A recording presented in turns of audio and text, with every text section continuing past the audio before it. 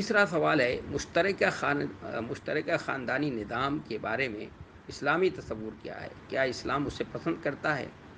تو آپ سمجھ لیجئے، آپ بنیادی بات یہ ہے کہ اسلام مشترکہ خاندانی نظام کو، یعنی جوائنٹ فیملی سسٹم کو پسند نہیں کرتا ہے۔ اس کی سب سے بڑی دلیل ہمارے سامنے یہ ہے کہ جب جناب نبی کریم صلی اللہ علیہ وسلم نے حضرت فاطمہ کی شادی حضرت علی سے کی، حضرت علی آپ کے ربیب ہیں، آپ کے پروردہ ہیں، اس لیے کہ آپ کے گھر ہی رہتے تھے وہ، آپ نے ان کی پرورش کی ہے، اپنے چچا سے ان کو لیا تھا اور آپ نے خود ان کی پرورش کی ہے۔ تو جب آپ صلی اللہ علیہ وسلم نے ان کی شادی حضرت فاطمہ سے کی، تو پہلے شادی کرنے کے فوراً بعد ان کے گھر گرہستی کا نظم کیا ہے آپ نے، کیونکہ آپ ہی ذمہ دار ہیں، آپ خسر بھی ہیں اور والد کی حیثیت بھی آپ کی ہے، ذمہ دار بھی ہیں آپ۔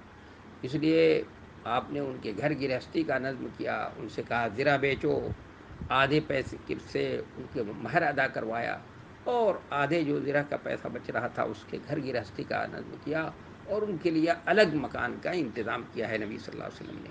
اس سے یہ بات سمجھ میں آتی ہے کہ اسلام جو ہے یہ جوائنٹ فیملی سسٹم کو پسند نہیں کرتا، مشترکہ خاندانی نظام کو پسند نہیں کرتا ہے۔ کیوں نہیں پسند کرتا ہے؟ اس لیے نہیں کرتا کہ اس کے نقصانات بہت ہیں۔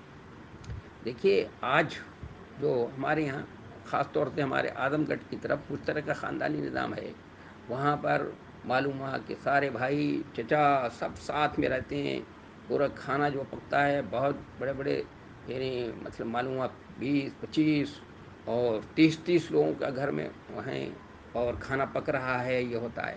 پھر اس کے بعد کچھ دنوں کے بعد کیا ہوتا ہے؟ اختلاف ہوتا ہے، لڑائیاں ہوتی ہیں اور دوری ہو جاتی ہے، اور اس سے جو ہے وہ خاندان میں خاندان ٹوٹ پھوٹ کا شکار ہو جاتا ہے۔ تو ایک خرابی تو یہ ہے، اور دوسری یہ کہ مشترکہ خاندانی نظام ہے، مثلا 4 بھائی ہیں اور سب ایک ساتھ رہ رہے ہیں، تو اور سب کام کرتے ہیں، محنت کرتے ہیں، تو اس میں کیا ہوگا؟ اس میں تنافس کا جذبہ نہیں ہوگا۔ ہر شخص یہ سوچے گا، ارے جب کماتے ہیں، مشترکہ خاندانی نظام ہے، تو میں کیا ضرورت ہے کہ میں زیادہ محنت کروں؟ وہ کر رہا ہے کرنے دو، فلانا کر رہا ہے، میں کیوں زیادہ محنت کروں؟ سب کو تو برابر ہی کا حصہ ملنا ہے، چلو جیسے کھا رہے ہیں اور خرچے کے لیے پیسہ مل رہا ہے، تو اس میں تنافس کا جذبہ نہیں ہوتا ہے، تنافس کا جذبہ نہیں ہوگا۔ یہ سب کی بات ہے۔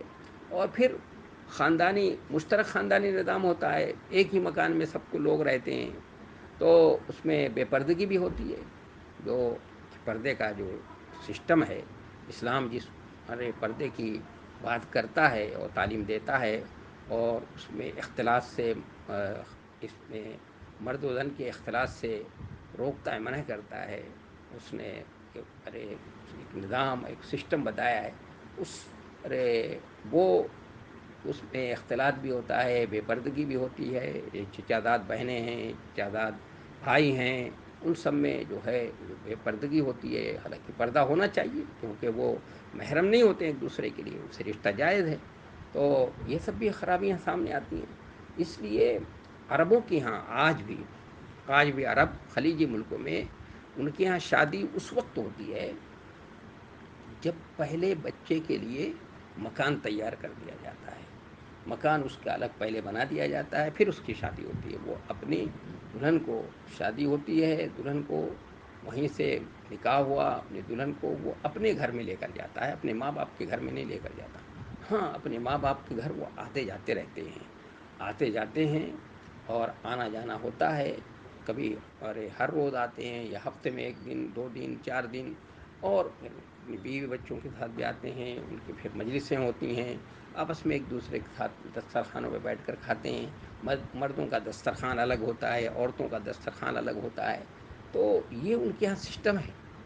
ان کے ہاں، عربوں کے ہاں مشترک خاندانی نظام نہیں ہے، پورے خلیجی ملک کے اندر دیکھ لیجیے۔ اس لیے کہ اسلام جو ہے یہ مشترکہ خاندانی نظام کو پسند نہیں کرتا۔ میں نے بتایا کہ اس کی خرابیاں یہ ہیں، اس کے نقصانات یہ ہیں، اور الگ الگ سب کو رکھا جائے، اور سب الگ الگ رہیں، اور سب کے مکان الگ الگ ہوں، تو اس میں دیکھیے بے پردگی بھی نہیں ہوگی، اور سب الگ الگ جو ہے سب کو الگ الگ کر دیا جائے، تو سب اپنی اپنی ذمہ داری محسوس کریں گے، اور سب جو ہے وہ اپنے لیے محنت کریں گے، کوشش کریں گے کہ بھائی جو کچھ بھی میں کما رہا ہوں، جو کچھ بھی کر رہا ہوں، سب میرا ہی ہے، میں ہی یہ کرتا ہوں. تو والدین کو چاہیے کہ وہ اپنے بچوں کو جیسے رشتہ کریں اپنے بچوں کو الگ کر دیں.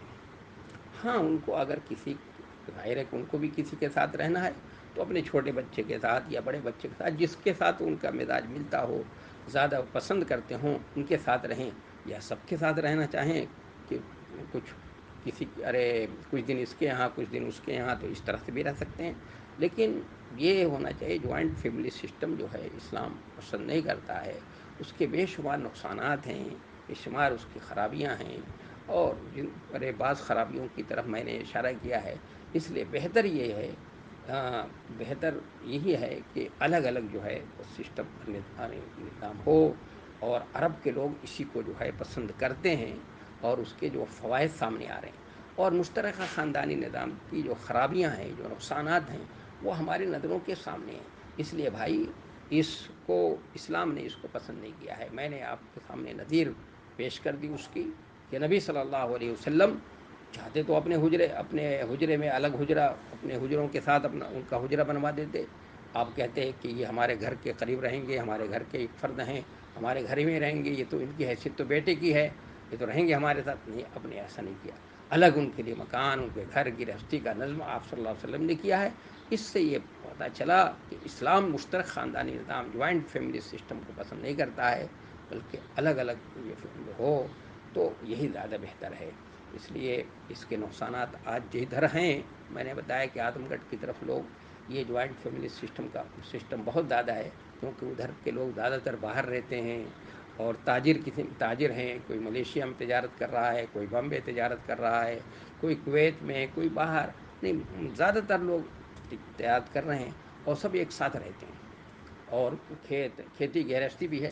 لیکن اس کے بعد پہلے شروع میں تو بہت اچھا ہوتا ہے، لیکن بعد میں اس کے نقصانات جو ہے سامنے آتے ہیں. تو اس لیے بہتر یہی ہے کہ اسلام جس سسٹم کو پسند نہیں کرتا ہے، ہمیں بھی اس سسٹم سے بچنا چاہیے. میں سمجھتا ہوں کہ بات واضح ہو گئی ہوگی. وما توفیق الا باللہ. والسلام علیکم ورحمۃ اللہ وبرکاتہ.